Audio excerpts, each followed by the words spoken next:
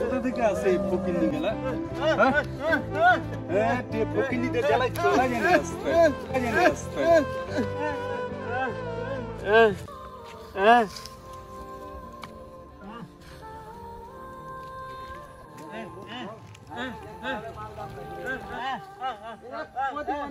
ফালতু লোক কোথা থেকে চলে আসছে সব আজব ক্যারেক্টার সব লোক যত সব এখান থেকে দূর হও বাদ দাও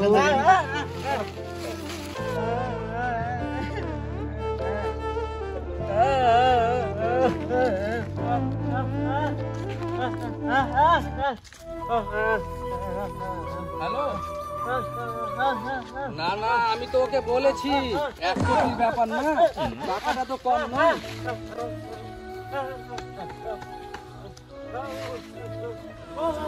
ধর আমি বিজি আছি ধর পড়ে গেল ধর বিজি আছি আমি ঠিক আছে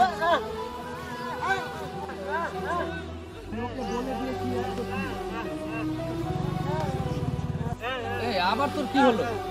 একটু রাখতো ফোনটা আচ্ছা ঠিক আছে দেখছি দাদা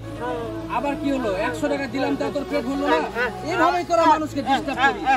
যত সব কাজের সময় ডিস্টার্ব করে কি হলো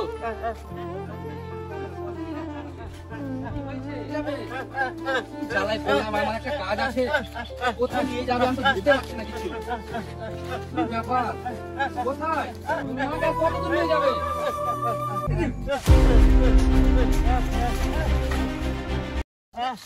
ভাই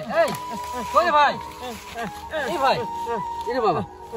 কই ভাই উঠো ভাই কই ভাই কই ভাই তুমি এখানে বসো আমি জল নিয়ে আসছি জল আর ওষুধ নিয়ে আসছি ঠিক আছে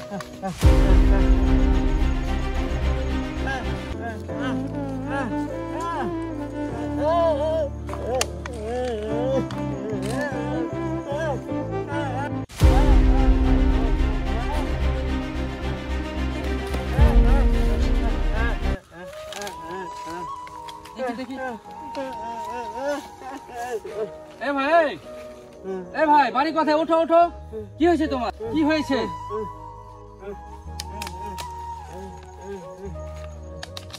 দেখি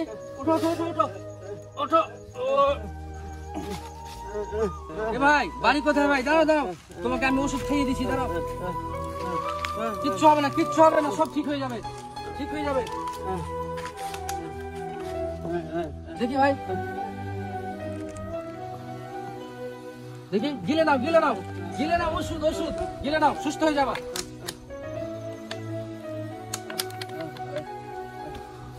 ভাই তুমি ঠিক আছো এখন তো ঠিক আছো তুমি ঠিক আছো আমার প্রাণ বাঁচানোর জন্য আপনাকে অসংখ্য ধন্যবাদ দাদা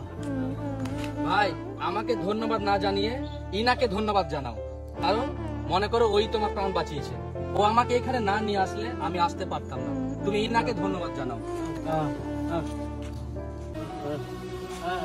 ঠিক আছে এখন তো সুস্থ আছো ঠিক আছে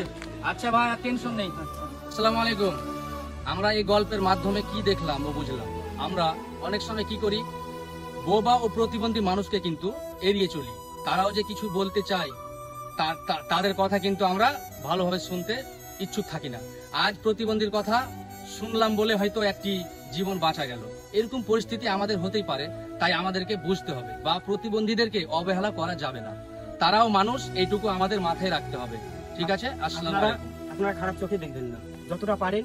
সহযোগিতা হাত বাড়িয়ে দেবেন আসসালামু আলাইকুম